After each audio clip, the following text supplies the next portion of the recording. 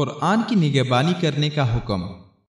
عن ابن عمر رضی اللہ عنہ ان رسول اللہ صلی اللہ علیہ وسلم قال انما مثل صاحب القرآن كمثل صاحب الإبل المعقلة ان عاهد عليها امسكها وان اطلقها ذهبت۔ صحیح بخاری حدیث نمبر 5031 اور صحیح مسلم حدیث نمبر 789۔